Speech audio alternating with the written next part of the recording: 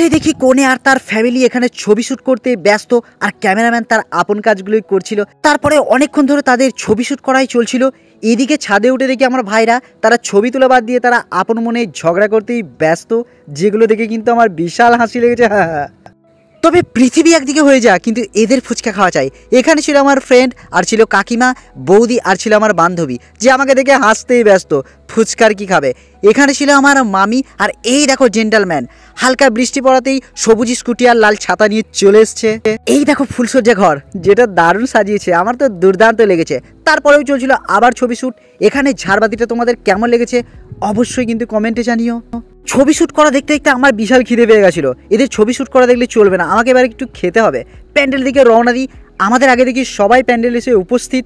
তবে আমাদের ভাগ্যটা সেখানে একটু ভালোই ছিল বলতে পারো, তাই একটা টেবিলই ফাঁকা ছিল। এখানে আমরা বসলাম সবাই খেতে। আজকে মিনি ব্লগ এখানে শেষ করলাম। টাটা।